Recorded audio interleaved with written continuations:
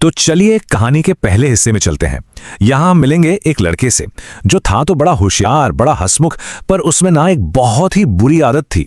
तो ये है राहुल, सिर्फ 13 साल का, लेकिन अपने पूरे गांव में मशहूर। और मशहूर क्यों? अपनी एक आदत की वजह से, झूठ बोलना। और कोई बहुत बड़ा कारण भी नहीं था उसके झूठ का, बस यूं ही मजे मजे में बोल देता था।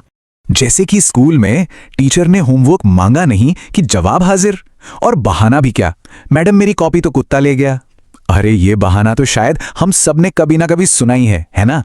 और दोस्तों के साथ, अरे वहां तो बस मजे के लिए अपनी कहानियों को और चटपटा और रोमांचक बनाने के लिए कुछ भी बोल देता था। मतलब मकसद शायद बस इतना था कि सब लोग उसकी तरफ देखें, उसकी बात सुने। तो देखा जाए तो उसके झूठ बोलने के कारण बहुत सिंपल थे, या तो किसी छोटी मोटी मुसीबत से बचना हो, या फिर बस अपनी बातों को थोड़ा और इंटरेस्टिंग बनाना हो। और इसका नतीजा यह हुआ कि धीरे धीरे गांव में लोगों ने उसकी बातों को सीरियसली लेना ही बंद कर दिया। मतलब उसका कहावा एक एक शब्द बेकार हो गया था। उसने अपना भरोसा, अपनी क्रेडिबिलिटी पूरी तरह खो दी थी। अब कहानी एक ऐसे मोड़ पर आती है जहां राहुल की यह छोटी सी लगने वाली आदत एक बहुत बड़ी, बहुत ही खतरनाक मुसीबत की वजह बन जाती है। तो हुआ यूं कि एक दिन सब कुछ नॉर्मल चल रहा था। बच्चे नदी के किनारे खेल रहे थे और तभी अचानक एक हादसा हो गया। राहुल का दोस्त दीपक, उसका पैर फिसला और वो सीधा पानी में जा गिरा। दीपक जोर से चिल्लाया, राहुल मदद! और बस एक पल में वो हंसी मजाक का पूरा माहौल एक भयानक डर में बदल गया। ये देखते ही राहुल के तो होश उड़ गए। वो बुरी तरह घबरा गया और मदद के लिए चिल्लाते चिल्लाते गांव की तरफ भागा। इस बार उसकी आवाज में कोई मजाक नहीं था, कोई कहानी नहीं थी, सिर्फ और सिर्फ सच्चा डर था। मगर जब उसकी आवाज गांव वालों तक पहुंची तो उन्होंने क्या सोचा? उन्हें लगा, छोड़ो, ये तो राहुल है, फिर कोई नया मजाक कर रहा होगा। किसी ने भी उसकी बात का यकीन नहीं किया।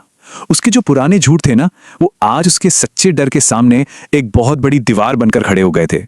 और यहीं पर हमें पता चलता है कि जब सच पर यकीन करने वाला कोई ना हो तो उसका अंजाम कितना भयानक हो सकता है। राहुल तो चीखता रहा, चिल्लाता रहा। आखिरकार गांव के एक बड़े बुजुर्ग को थोड़ा शक हुआ। वो नदी की तरफ गए ये देखने की आखिर मौजरा क्या है। और जो उन्होंने वहां देखा, उसे देखकर उनके होश उड़ गए। दीपक सच में डूब रहा था। फिर जैसे तैसे बड़ी मुश्किल से उसे बाहर निकाला गया। दीपक की जान तो बच गई, थैंक गॉड। लेकिन अब गांव वालों का सारा गुस्सा राहुल पर फूट पड़ा।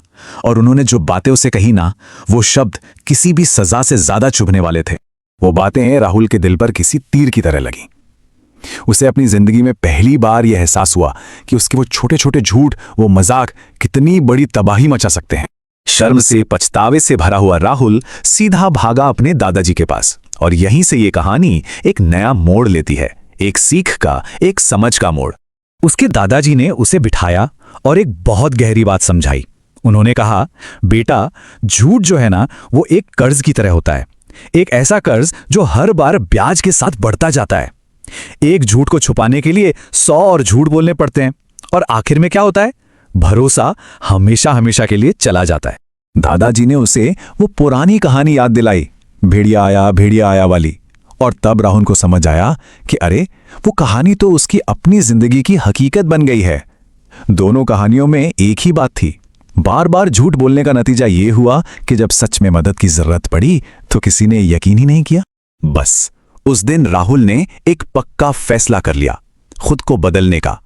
और ये उसकी जिंदगी में उस खोए हुए भरोसे को वापस पाने के सफर की शुरुआत थी। उसने खुद से 3 वादे किए।